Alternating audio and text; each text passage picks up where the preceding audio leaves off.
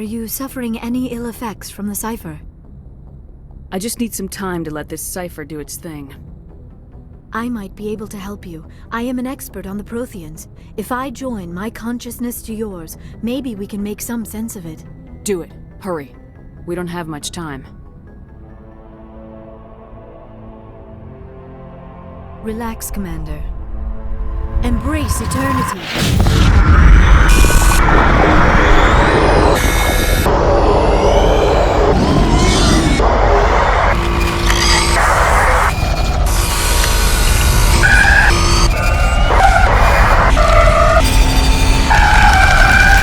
That was incredible. All this time, all my research, yet I never dreamed. I am sorry. The images were so vivid. I never imagined the experience would be so intense. You are remarkably strong-willed, Commander. What you have been through, what you have seen, would have destroyed a lesser mind. Did you see anything? The beacon on Eden Prime must have been badly damaged. Large parts of the vision are missing. The data transferred into the Commander's mind is incomplete. You sure you didn't come across any kind of clue or hint? Something we might have missed? Everything I saw you already know. You were right about the Reapers. The Protheans were destroyed by a race of sentient machines. I think it is obvious there is a connection between the Reapers, the Prothean extinction, and the Conduit, but I did not see anything that would help us find it. What's our next move? I was able to interpret the data relayed through your vision, what was there at least, but something was missing. Saren must have the missing information. Maybe he found another beacon. If we can find the missing data from your vision, I can... I am sorry. The joining is exhausting. I should go to the medical bay and lie down for a moment. We're done here. Dismissed. I've sent off the Pharos report, Commander. You want me to patch you through to the Council? Patch him through, Joker. Setting up the link now, Commander. Commander, Exogeny should have told us about the Thorian. It would have made your job much easier. You might have been able to capture it for study instead of destroying it. The Thorian liked to enslave minds. Anyone who studied it would have ended up as one of its thralls. Perhaps it's for the best then. At least the colony was saved. Of course it was saved. Shepard would go to any lengths to help a human colony. Being human had nothing to do with it. They were in trouble. Admirable. But sometimes Spectres have to make sacrifices. I hope you're willing to do that when the time comes. Goodbye, Commander. We will be waiting for your next report. It feels like we're getting near the end, doesn't it, Shepard? With Saren, I mean. It won't be much longer. One way or another, it'll all be over soon. You'll find the Conduit before he does. I know you will. You have to. And after this is all over, when my pilgrimage ends and I go back to my own people, I'll be proud to say I was a part of it. We couldn't have done this without you, Tali. You've been good to me. A lot of people treat Quarians like second-class citizens. They just want us to go back to our fleet and disappear. But you've treated me just like everyone else on your crew. Like an equal. That means a lot, and it says something about you. Whatever happens, I just want to say thank you for that. I'm gonna miss you when you go back to your own people, Tali. That won't happen for a while yet. I'll be right here anytime you need me. I should go. See you later. Commander, what can I do for you? Something bothering you? It's Saren. I'm starting to wonder whether we'll ever find him. He's always one step ahead of us, and he's got those damn Geth. We're getting close, Garrus. We'll find him. I wish I had your confidence. I just can't stand the thought of him getting away with everything he's done. I know you're doing everything you can, and if anyone can catch him, it's you, but if there's anything else I can do to help, anything, just tell me what you want me to do, and I'll do it. I understand your concern, but we will find him.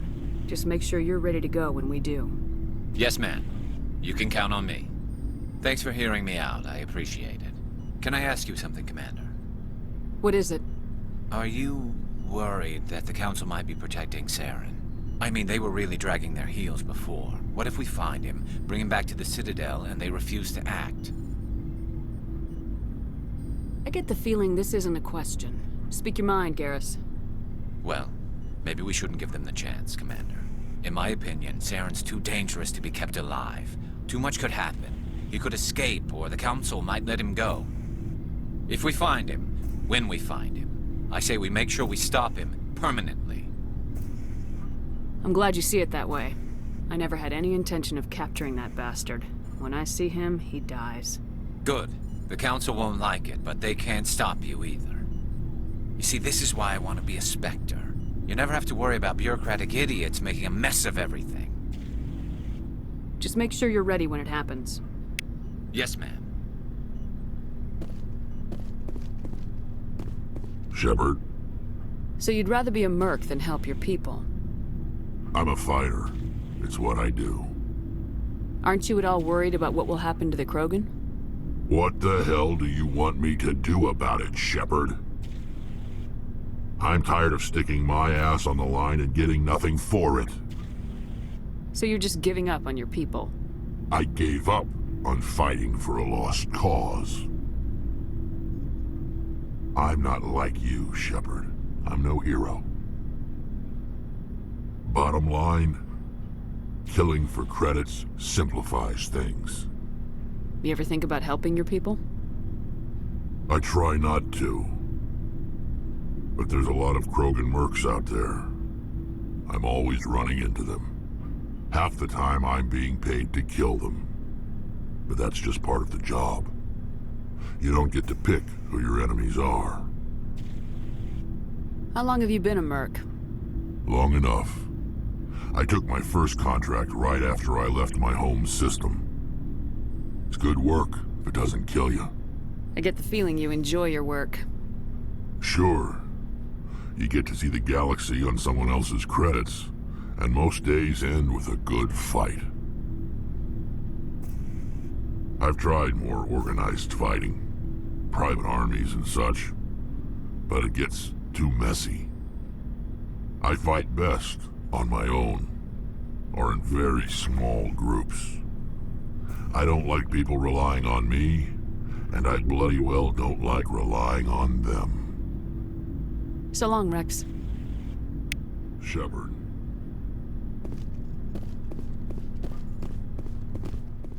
Commander? Do you have a few minutes to talk? One-on-one? Sure. I was just watching some mail from home. Oh, before I go, we saw Caden in a news vid about the Normandy. He's cute. Later, sis. Let's pretend this never happened. Are you interested in the Lieutenant, Chief?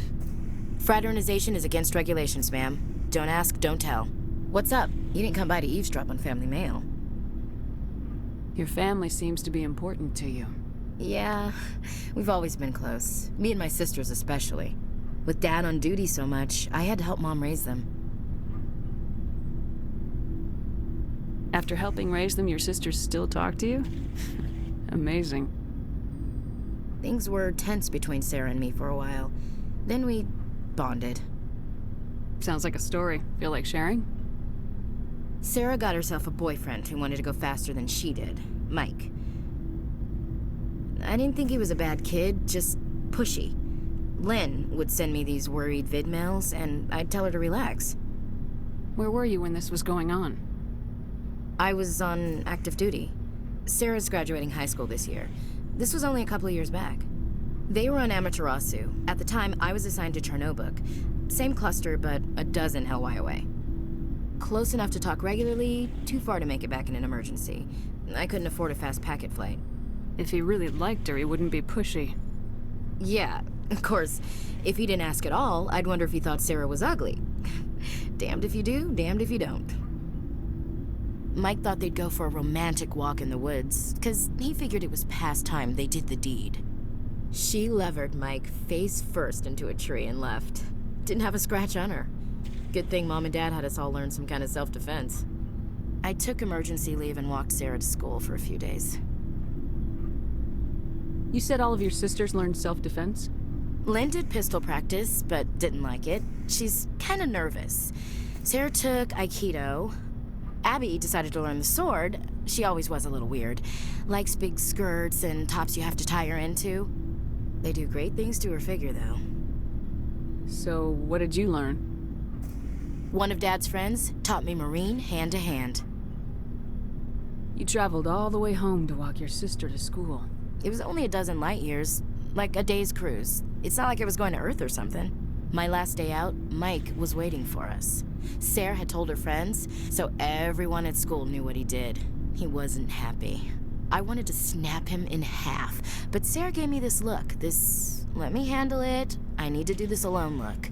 She kept her cool, God bless her, as he screamed in her face. She just let him vent. Then he tried to punch her. I swear, she just flowed around him. Next thing I knew, he's face down on the sidewalk, and there's blood everywhere. That's unbelievable. Sarah must be as good as you. Better. I'm more or less a straight-up puncher. When he swung, she wasn't there anymore, and he fell. She helped him stop the bleeding and had me call an ambulance. She told the paramedics he fell. Before they took him to the hospital, Mike touched Sarah's arm. I thought he was gonna end up on the ground again. But he hung his head, whispered, "I'm sorry," and started crying. And she hugged him.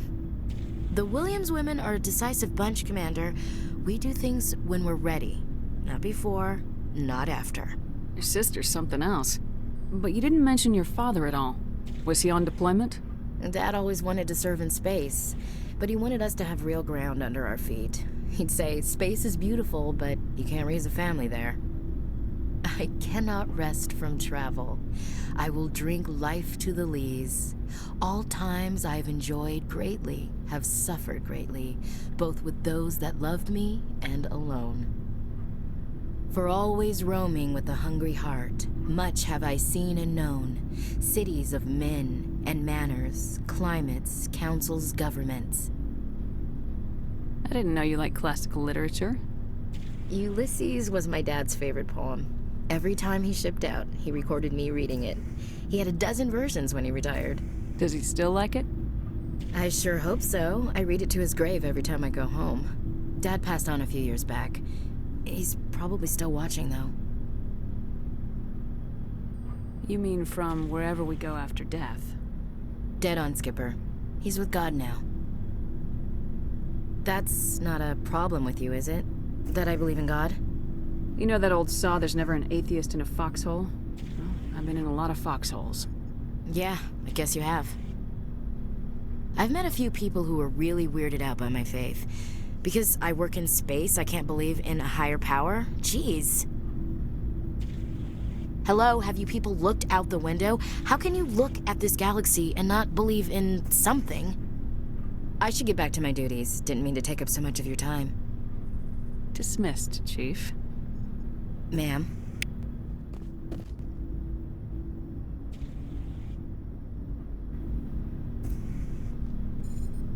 Anything you need, Commander?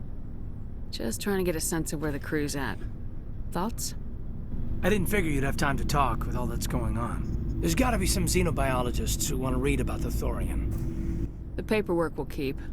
Something on your mind? I'm just looking for an ear. The debriefing wasn't the right place to say how ridiculous this is. Seems like every other race in the galaxy is wrapped up in their own problems. They don't want to see what's coming. Wanting to believe everything will be fine? Sounds like human nature to me. Yeah, I guess some things carry across species well enough. I should remember that after what happened with Vernus. I'd think you'd carry a grudge over the crap you took from Vernus. Before I met Vernus, I knew as much as any other civilian. Aliens were weird, superior, and tried to tell us what to do. I mean, it's only been 26 years since first contact. That's not a lot of time to understand them. But it was Vernus who made me see how human aliens are. They're not different or special. They're jerks and saints, just like us. Hell, by the time I got payback, I didn't even want it anymore. I don't see you snapping very easily. What finally did it? He hurt a girl, broke her arm.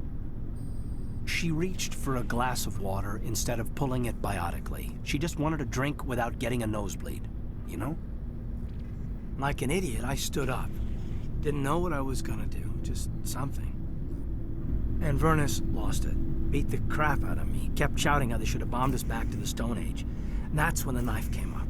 A military-issue Talon, right in my face. I cut loose. Full biotic kick right in the teeth. Almost as strong as I can manage now. But at 17, that's something. Tapping that deep must have shocked the hell out of you. Not as much as it shocked Vernus. It killed him. Snapped his neck. They probably could have saved him if they got him to an infirmary quick enough. But they didn't. Caused a stir when they shipped him home. Bot training was shut down. Kinetics folded a couple of years later. So, yeah, maybe I hated that Turian. I mean, if one ass was enough to judge a whole race, I'd hate humans too. A reasonable stance. Keep that level head and we'll do fine. Staying reasonable is about all we've got left. Everyone else in this galaxy seems to have gone out of their minds. Present company accepted, of course.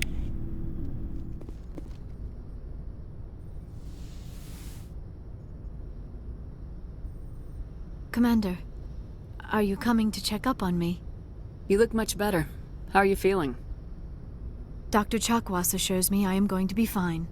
I was impressed with her knowledge of Asari physiology. You're in good hands. Dr. Chakwas knows what she's doing. I get the feeling you want to ask me something, Commander. I like talking with you, Liara. No matter what the subject. You have been very understanding with me, Shepard. Very patient. I appreciate that. I know there are some strange beliefs about my people. I am familiar with the legend of Asari promiscuity, but those rumors have little basis in fact. When one of my people joins with an individual from another species, it is a very deep and spiritual exchange. We do not enter lightly into a union. You make it sound almost mystical. A true union goes far beyond an ordinary melding. It is a connection that transcends the physical universe. Two become one. Thoughts and senses merge, identities intertwine. Memories and emotions weave themselves together, becoming entangled in a single, rapturous whole. It is unlike any other experience. In some cases, it can be a truly life-changing event. Are you saying you want to... No! Oh, no! I am not very good at this, am I? I'm sorry, Shepard. I am trying to explain why I have been so... reserved. The Union is more than just sex. It is the lifeblood of my species, the way we Asari evolve and grow as a society. That is why I have never... that is why we must choose our partners with great care. I want you to be absolutely sure about this, Liara. I am only 106, barely an adult by Asari standards, and I spend most of my time absorbed in my research. I never really thought about it. Not until I met you. You are very special to me, Shepard. But with all that's happened, Saren, the Geth, the Reapers, I do not know if we are ready for this. These are dark times, Liara. Maybe once all this is over. I'm glad you understand, Shepard. There is too much at stake. We need to put aside our personal feelings and focus on stopping Saren. I wish it did not have to be that way. But we all have to make sacrifices. Let's talk about something else. I should go. Goodbye, Shepard. Good timing, Commander. We got a transmission coming in from the Citadel. Top priority clearance. I'll take it in the comm room. Commander Shepard, we've received information that may be critical to your mission against Saren. I'll take all the help I can get. We've received an urgent message from one of our infiltration regiments in the Traverse. You mean spies? Spectres tend to attract attention, Commander, but they are only one arm of the Council. Special task groups are often a better option for monitoring developing situations. We currently have several infiltration units scattered throughout the border regions of Citadel space. This particular unit was gathering intel on Saren. What did they find? Unfortunately, the message we received was little more than static. The infiltration team must be in a situation where they can't set up proper interstellar communications. But the message was sent on a channel reserved for mission-critical communications. Whatever they were trying to tell us, we know it was important. Considering your interest in Saren, we thought you might want to investigate this. Find out what happened to our team. The signal originated from the planet Vermeer. I'll look into it. The Council prefers not to become involved in the specifics of Spectre activities. We only want you to be aware of all your options, including Vermeer. Good luck, Commander Shepard. We will keep you advised if we learn anything else.